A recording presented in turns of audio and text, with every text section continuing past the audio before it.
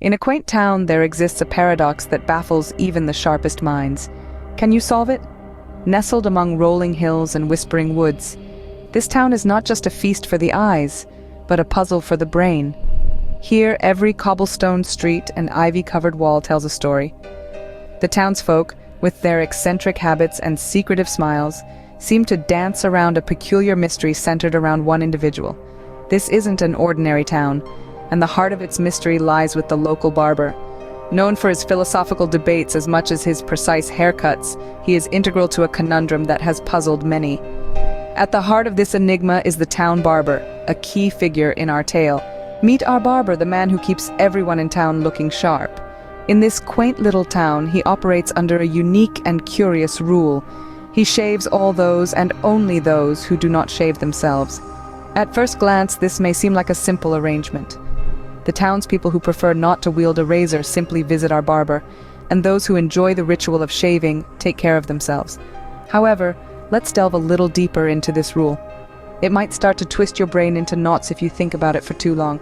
Imagine the scenario. Every person in town either shaves themselves or is shaved by the barber based on this singular rule. Now, here comes the crux of our paradox. What about the barber himself? Consider this. If the barber shaves himself, then according to his rule, he should not be shaving himself because he only shaves those who do not shave themselves. Yet, if he does not shave himself, then by his own rule he must shave himself since he shaves all those who do not shave themselves. It's a circular reasoning that loops endlessly, a snake biting its own tail. This paradox is not just a quirky town tale, but a classic example of a logical self-inconsistency, highlighting the fascinating complexities of language and self-reference. So, what do you think? Does the barber shave himself, or does he become a victim of his own rule? This puzzle isn't just a quirky town story, it's a famous paradox in the world of logic.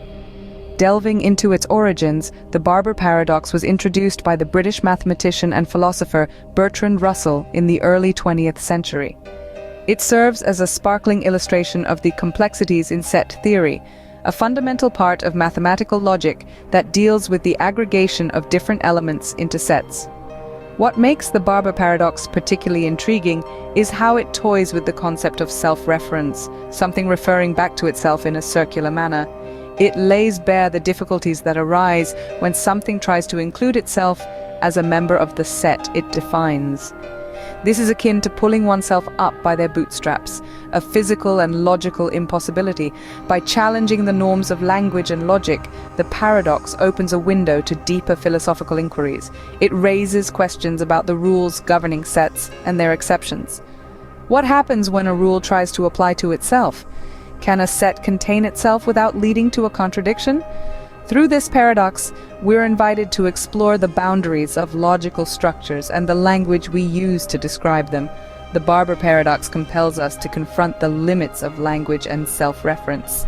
Now, as we reflect on the story of the barber, what broader questions does it raise? This paradox isn't just a quirky story, it's a cornerstone in the study of logic and philosophy. It challenges us to dissect and analyze the very structure of logical statements and their implications. By wrapping our minds around such puzzles, we sharpen our cognitive tools and learn to navigate through the labyrinth of thought that transcends traditional boundaries. Every answer leads to another question. Such is the beauty of philosophy. What will your answer be?